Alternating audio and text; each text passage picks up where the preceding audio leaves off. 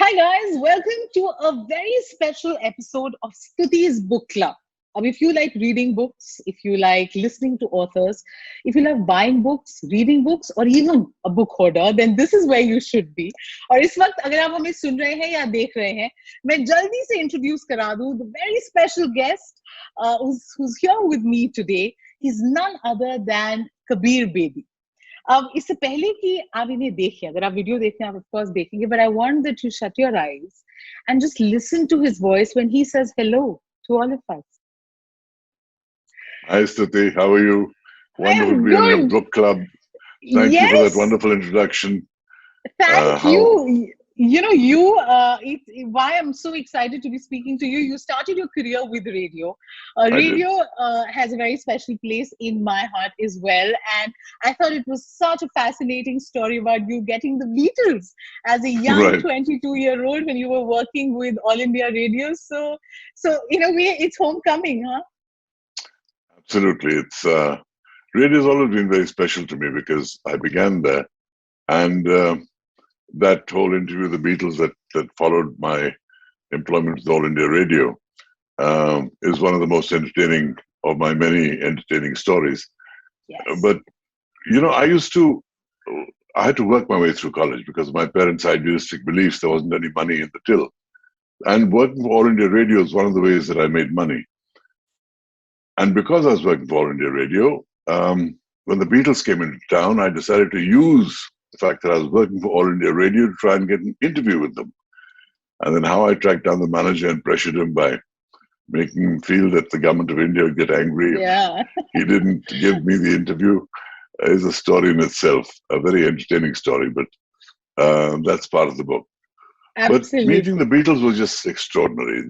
They were not just great musicians, they symbolized all the excitement of the 1960s and the age of counterculture, protests, hippies, the psychedelic clothes, a whole new lifestyle, a whole rebellion against the old order. It was a very special generation that gave the world many special people with new thinking and new thoughts, and signaled the emergence of a new social order as well.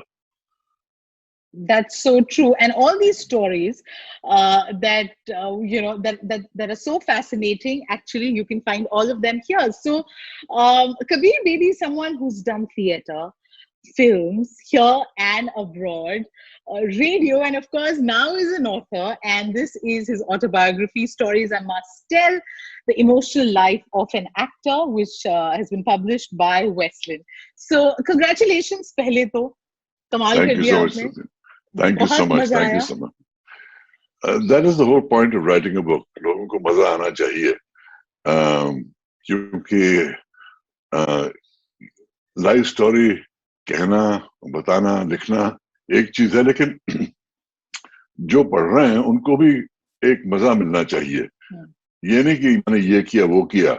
जो भी मेरी जिंदगी के dramas हैं उसका पूरा मजा लें तो बात बनती है. और इसके साथ इस आत्मकथा में मैंने अपने दिल की गहराइयों की बात की है. इसमें कहानियां हैं रिश्तों की, मेरे संघर्षों की, गजब की सफलताओं की और मेरी गलतियों की भी. और ये भी बताया कि किस तरह मैंने और किस साहस से मैंने बॉलीवुड, यूरोप और हॉलीवुड के रोमांचक उतार चढ़ाव को पार किया. इसमें कई जीते भी हैं जिन्होंने इंडिया को गौरवान्वित किया.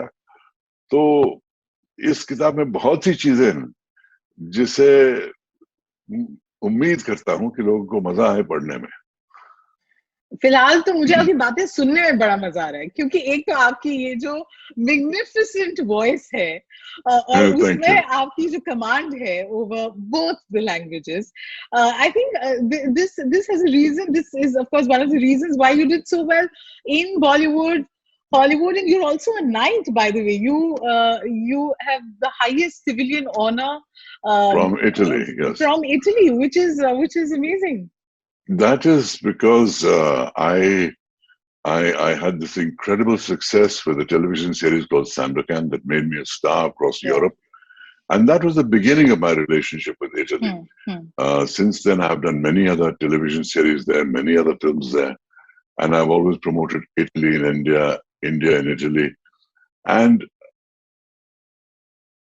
in appreciation of my lifetime work in film and promoting both countries to each other, they honored me with the high civilian honor, Cavaliere, which is the equivalent of being knighted. So United. Yeah. Italy has given me more honor than any other country in the world. That is brilliant. Acha, so abhi kitab jo maine shuru ki, and the first chapter itself, the story that we started our conversation today with about you managing to get that interview with Beatles, was not just a fascinating story in itself, but it reveals so much about you, this young Yes. fellow who's unafraid, aims high, and is brave enough to fulfill his dream. So that kind of set the tone for where you were headed, and this incredible journey that you've had with all its highs and lows. और एक और चीज that stands out is जब एक public figure, a celebrity like you, decides to write a book, तो of course एक तो acknowledgement है कि यार life में कुछ कर दिया है, तो अब किताब लिखी जाए, अब वो बात लोगों तक पहुंचाई जाए. And a lot of times we tend to focus on the amazing aspects of our lives, जो चीजें हमने अच्छी की हैं, but you've managed to keep a balance between the great things that you've done, the hard work that you've put in, and also your lows, the mistakes, Yeah. the tragedies, the times you felt frustrated. Were there bits that you wanted, you had difficulty penning down? You wanted to keep away from the public while writing this book? Not really. I mean, once I was clear that I wanted to tell my story, I wanted to tell it as authentically as I could, as honestly as I could. And the only way I could be honest with the feelings of others is if I talked about my own feelings. Otherwise, I don't want to paint myself as be some kind of superhero and everyone are devils in my life. They're not. There are many things I would have done differently. There's many things that other people should have done differently. But this is the whole point of writing the story is to tell it like it is. And you mentioned this first chapter, how it sets the tone. It was a very conscious decision because I have many stories. I could have started off with any story. You can shuffle the pack like a pack of cards and start with any story in my book.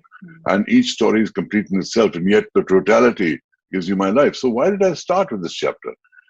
Because अगर मैं प्रतिमा का chapter शुरू करता उसमें बहुत सी उम्मीदें हैं कि इसमें love, romance, drama, all kinds of things will happen. With Parveen Babi, same thing. इसमें पता नहीं क्या लिखा है इसने परवीन बाबी के बारे में, किस किस्म की औरत थी वो, किस किस्म का अनुभव रहा वो. All those things are also very attractive. But then I thought if I start with those chapters, people won't know who I am. And there's a very important question that I read in one of these great filmmakers say. He said, ask yourself when you're telling a story, why should the audience be interested in your main character? We put a star in that role. We think people love stars, so they are interested. What if that person was not a star? Would the audience still be interested in that character? So the way I looked at it was, let people understand who I am. Let them feel what I feel. Let them know the kind of bare bones background that I came from. Very cultured, but very very starved for money. And yet what I managed to get and how I broke through, then they're with me when I come to Mumbai, join advertising, meet Pratima and all that followed, and then join Bollywood and what happened with Parveen Babi, then go on to other aspects of my life, which crossed 3 continents, and how a Delhi boy becomes an international star. These are entertaining things for people to know and read. But that chapter was very important to define who made that journey. Bilkul. And I must say that this story, Kabir Bedi's life story, actually reads like a film script. So, just तरीके से जब हम film discuss करते हैं, you don't want to give out the story, right? So, I'm going to be very careful because we want you to read this. If you haven't picked it up, make sure you do. You can order it online or go to your nearest bookstore and get a copy of this one. तो हम ज़्यादा जिन्होंने नहीं पढ़ी है उनको वो main climax तो हम नहीं रिवील करेंगे but if I were to ask you to pick out three most significant points, memories in your life, which one would those be? That now looking back with the benefit of hindsight, you'd say, well, those were definitely life changing. I wrote a wonderful chapter on my parents and the kind of people they were, and how they transitioned from being revolutionaries for India's freedom struggle to becoming major religious figures. But that moment when I saw my mother suddenly in the maroon robes of a Tibetan Buddhist nun, head shaved bald, rosary around her neck, and the feeling that I've lost my mother. And how dare she take this step without talking to me? I was a confidant. I shared her journey into Buddhism. I even became a Buddhist monk for 3 months of my life in Burma. How could she do this without telling me? That moment was a pivotal moment for me. And I was in college at that time. And I couldn't understand why she did it. And she said two things to me. One thing to me. She said, "Who decides when an apple falls to the ground?" And I had a great communion with my mother. In that sentence, I understood what she said, that it was a step she had to take because that's where the apple was ripe and it had to fall. And secondly, I understood that if she told me, even though I was very close to her, she would have had to tell my brother, she would have had to tell my sister, she would have had to, and God knows what firestorms that would have created in preventing her doing this. So that is one moment. The other great moment was when I was in Italy and I experienced the euphoria of massive stardom. And with Parveen Babi beside me, we look out from the window of the Excelsior Hotel in Via Veneto, where we were staying in Rome, and look out at the bookstore across the road, and we see that we are on every single magazine cover. That was the media storm that it was. That moment sticks in my memory. And then again, being in a James Bond film as an Indian villain, the first Indian to play a major role in a Bond film, and then coming to India to shoot those sequences at the magnificent Lake Palace Hotel in Udaipur with all the magical connotations that has. That was again a big high for me. I am in a Bond film seen by millions worldwide with a fan following of God knows how many hundreds of millions, shooting in India as an Indian actor for the Bond film. That was another great high for me. You said 3, I give you 3. Super. No, these are, and while you were talking about these, I was recalling all that I had read in the book and how fascinating, that whole read was. एक chapter particularly, I know एक बहुत high के बाद हम थोड़ा low में जा रहे हैं, but why I bring this chapter up is I was a little hesitant to read it since I've lost someone very close to me a month back. I lost my father, and I'm very sorry to hear that. Very sorry to hear that. My deepest condolences. Thank you. But when you've written this chapter with so much honesty, and I can just imagine how difficult that would be to relive those moments and to visualize it again and then put pen to paper. It was very hard to go back there because it was traumatic that my son committed suicide, and what I experienced in the process of trying to prevent him taking that step, and all the dramas that involved, and the emotional scenes that involved, and the dilemmas that involved for me, and the aftermath of that, and the guilt of that. I had come to terms with that. Not that the sense of loss ever goes away. Hmm. But you come to terms with it because ultimately life has to go on. But then when writing it, to revisit that and reopen those wounds and Yeah, go back yeah, in yeah. was not easy. But the only way I could tell that story was to let people feel they were there with me at every step of the way. And I described what happened day by day, and not every day, but Hmm. all the Hmm. biggest events that happened along the way, uh, and how and why it happened. I must say that today medicines are much better, and therefore the prognosis of people with problems like that, of Hmm. mental problems, are much better. But having said that, the loss of any child for a parent is a soul shattering loss. But when that child is on the cusp of a brilliant career in the internet world, at the dawn of the internet age, having graduated from Carnegie Mellon, it becomes even more tragic. Hmm. And it becomes even even more brutal in terms of the way you feel about the lost potential and what might have been. So all those things I explore in a very heartfelt chapter.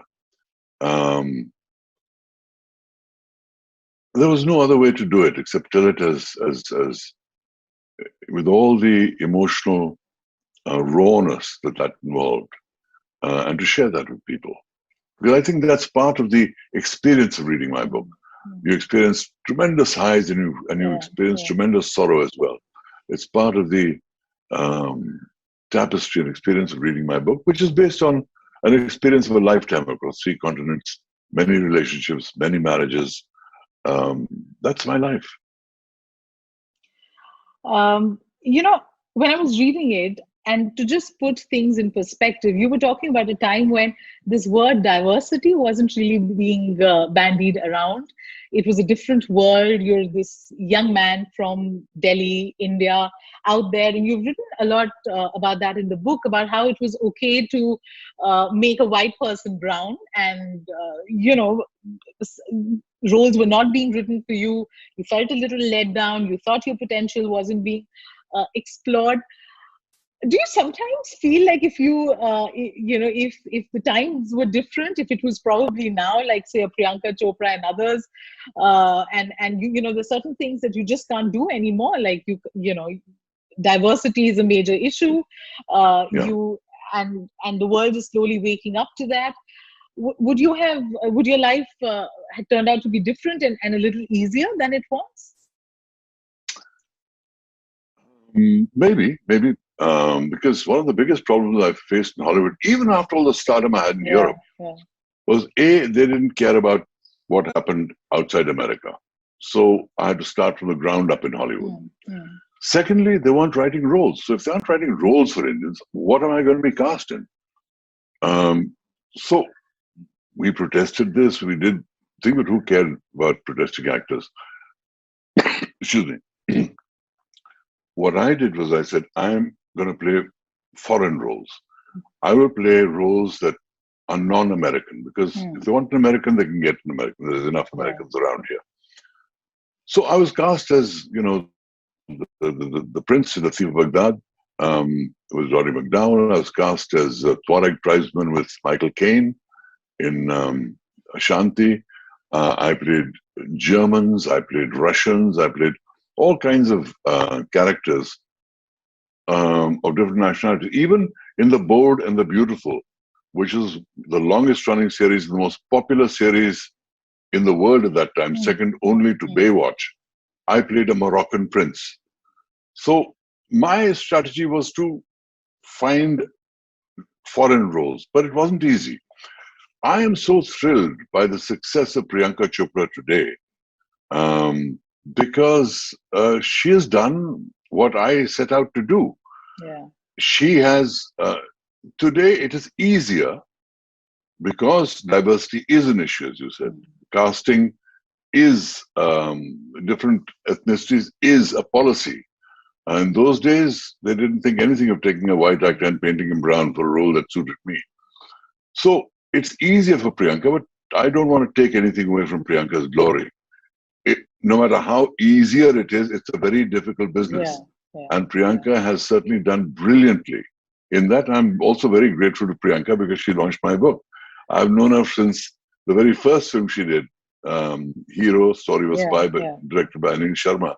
And that was her first film, and I played her father. So we've had a wonderful relationship throughout. So I'm one of the biggest supporters of Priyanka Chopra, and I root for her success. She's made India Super. proud. एक और चीज जब आप किताब पढ़ेंगे आप समझेंगे it's also a very self-aware book. You've been very honest and made no bones about the fact that your life was perceived by the media in a particular way, especially the fact that your relationship with women, and you also have been very lucky because you've been surrounded by some very, very strong women, be it your mother, your daughter, your wives, or your other relationships. जब आप chapter लिख रहे थे on Pratima Bedi or Parveen Babi, and you knew that there's going to be a lot of interest. People, these are those sensational bits that people look out for. What did you keep in mind? Because you are a public figure who's going to make public his side of the story. So what was going on here? Well, I couldn't whitewash things. I couldn't tiptoe around the fact that Prathama had been India's first streaker. So how does a man feel if his wife um, runs naked in public? All that I've shared in my book. How did our marriage transition to becoming an open marriage? This also I've had to share because that's what happened. What leads to infidelities? How do they go out of control? How do you deal with it? All that I've had to share because that's part of the fabric of my life. When Parveen, for instance, eventually decided to come back to India after having moved abroad with me, living with me in London, came back to India, the Indian press jumped on the fact and started behaving irrationally out here. The Indian press jumped on the fact that Parveen was driven crazy because um, her relationship with me did not work out, and I was responsible for her condition. And terrible things were written about Yeah, me. yeah. And I always thought truth will out, people will realize. But I've realized truth doesn't out sometimes. You have to tell it. You have to tell exactly what happened. And I have shared whatever happened with Parveen in terms of the joys of our relationship, the problems of our relationship, the dealing with her mental problems. I think, and I've done it without vindictiveness. There's no malice. There's no.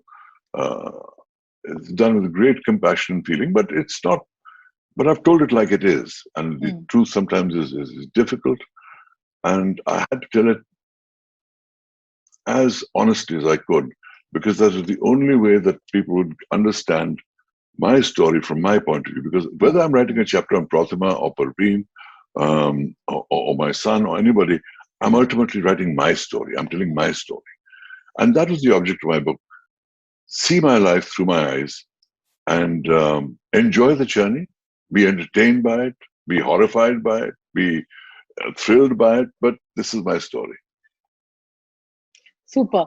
Acha, I was, of course, preparing for this interview, and past couple of days, the Amir Khan, Kiran Rao divorce saga kind of, that was playing out in the media. And I was just thinking that jitna bhi waqt badal jaye, somehow, Indians and their need to want to comment on everyone, particularly the lives of public figures and who they're with and who they're not with, doesn't really change.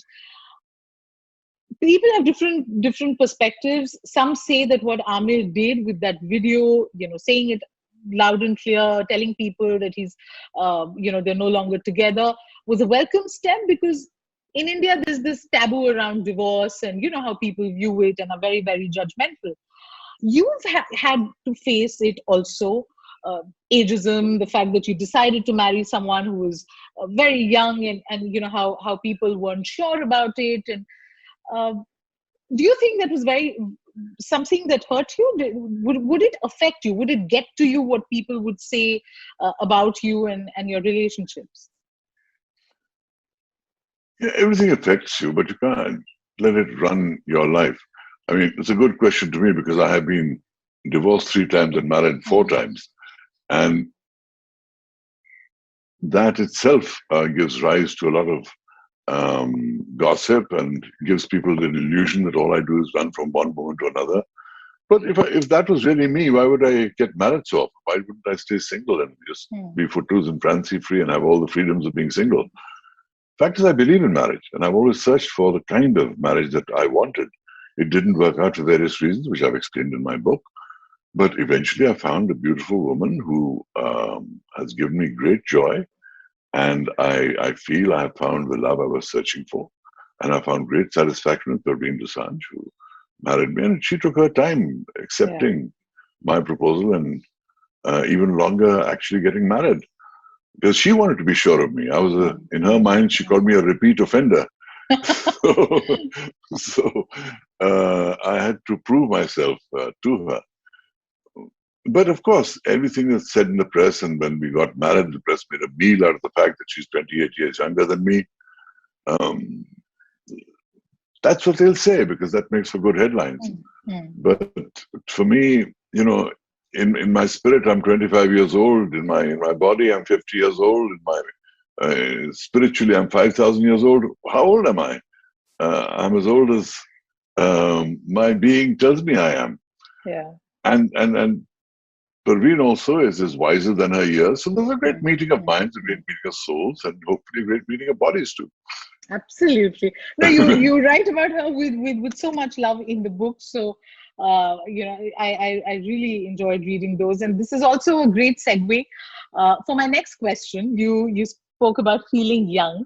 You really must share with us this elixir of life or whatever it is that keeps you so young. What is it?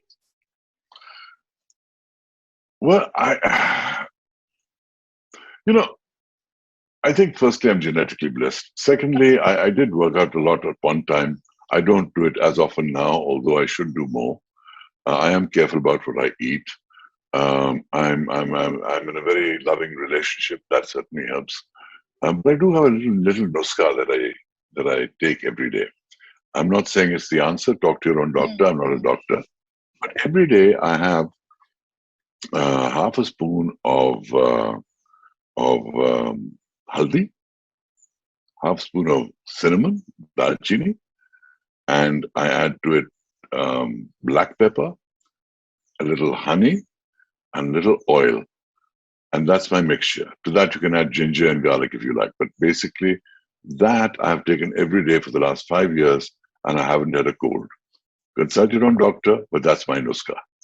ये ना सबने ऐसे ध्यान से note down किया होगा. So thanks for sharing that. Finally, you know, I had such a great time talking to you. But finally, like I said, हम हर चीज तो रिलीज नहीं करेंगे. But एक जो जज्बा है आपका, जिस तरीके से दिल्ली का लड़का है, तो अपने शहर का लड़का है, तो you know, one feels really really proud. और आपने in a way दुनिया जीत ली है. What is that quality that you attribute this to, जो आप में है? Firstly, dreaming big. Secondly, perseverance. Thirdly, never say die. Fourthly, eternally be optimistic. My last words in my book are, I believe the best is yet to come, for I'm the eternal optimist. I am an optimist. I think positivism is a great force, a great life force that releases creative energies.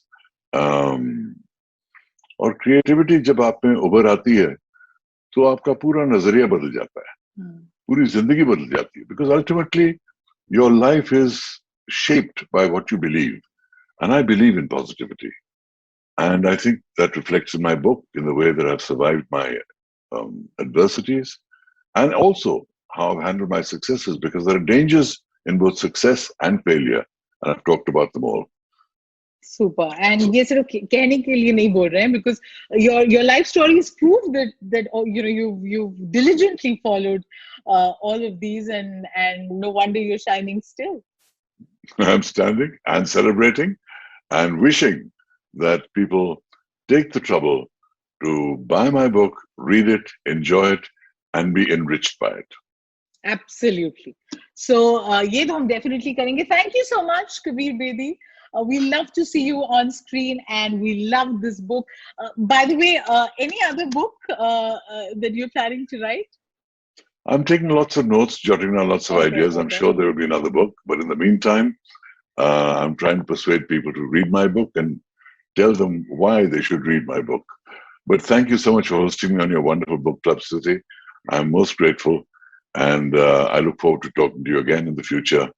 बहुत बहुत शुक्रिया आपका. Thank you. Thank you.